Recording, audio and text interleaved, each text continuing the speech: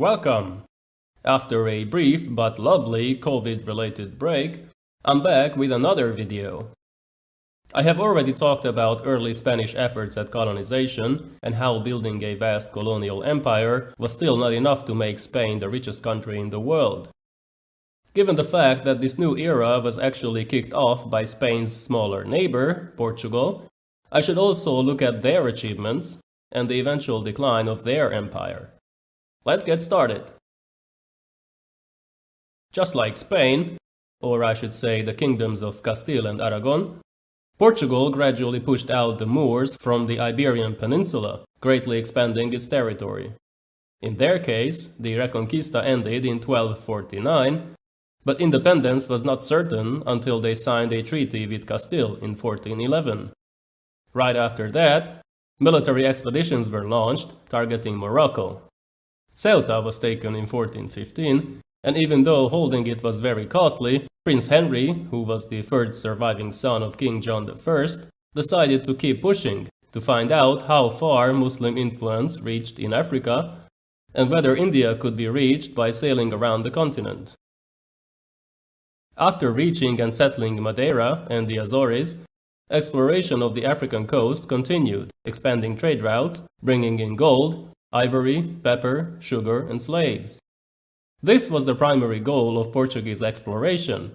They wanted to establish trading posts and create a new monopoly in trading exotic goods, which was controlled mainly by Venice at the time. Building a colonial empire was not planned. Senegal and Cape Verde came next in the 1440s and 50s, followed by the Kingdom of Congo and Namibia in the following decades. Castile attempted to gain control of these trade routes, but they were defeated in a naval battle, while Dutch presence was already growing, as cities like Antwerp were sending more and more ships to profit from the trading of sugar, even before Dutch independence. In 1488, 4 years before Columbus set sail for the New World, Bartolomeu Diaz reached the Indian Ocean, proving that it could be done by sailing around Africa. Negotiations with Spain led to the Treaty of Tordesillas, which divided the world between these two kingdoms, although over time this document lost all relevance. India and Ethiopia were first reached on land, through the Arabian Peninsula around the same time, but then Vasco da Gama finally sailed to India in 1498. 2 years later, Pedro Alvarez Cabral repeated this journey, but also explored the South American coast, where they found no gold or silver, but plenty of Brazil wood, which provided the name of the newly discovered territory. The focus was still on India though, where, using local rivalries, a series of outposts were created.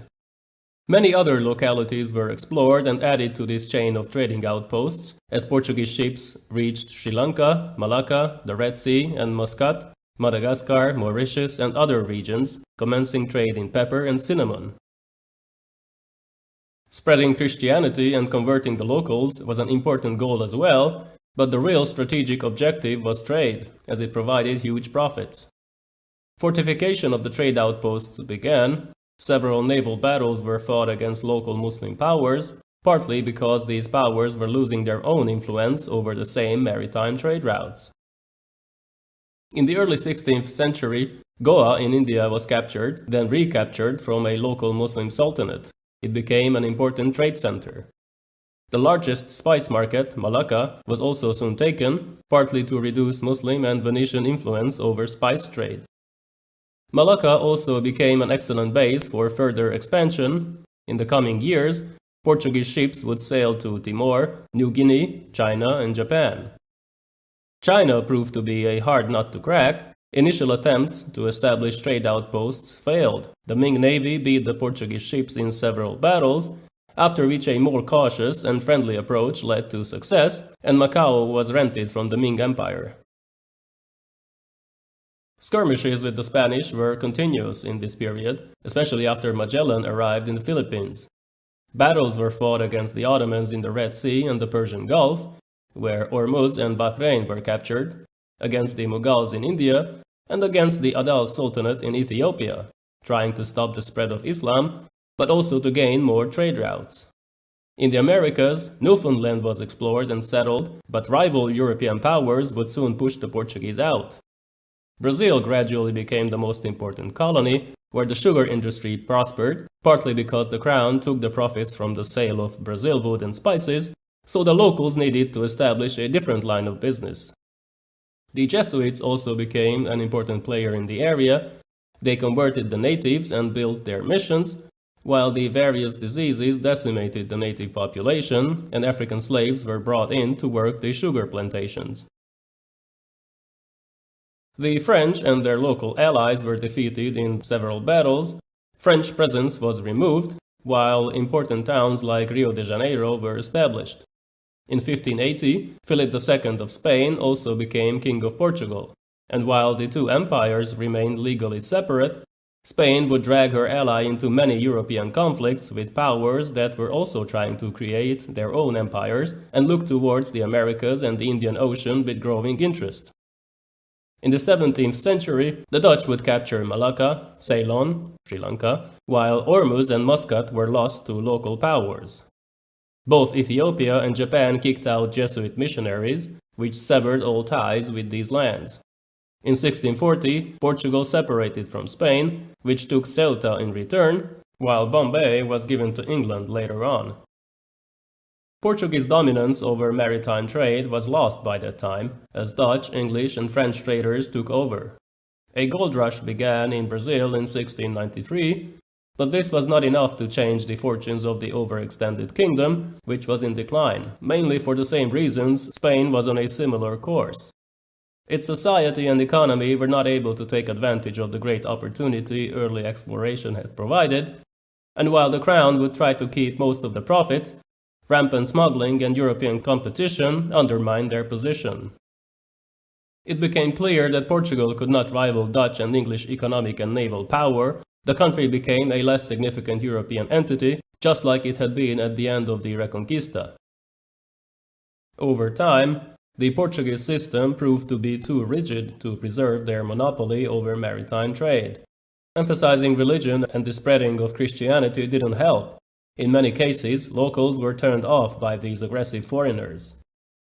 A good example is Japan, which physically eliminated all Europeans present on the island, but later accepted Dutch presence as this European competitor wanted trade and trade only. Also, Lisbon was hit by a massive earthquake and tsunami in 1755, which killed around 50,000 inhabitants and greatly reduced any hopes for a turnaround.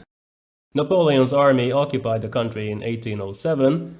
It forced the royal family to flee to Brazil, but then Brazil became independent in 1822, ending Portuguese dominance.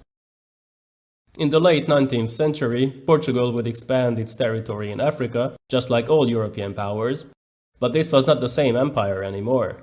Its economy and population were no match for true powerhouses like Great Britain and France, not to mention the United States or unified Germany that posed a threat to everybody. Still, their early efforts at exploration and colonization changed our history, which is why Portugal absolutely deserves a separate video. In the next episode, I will talk about Dutch independence and how this small European country established its own colonial empire. See you soon!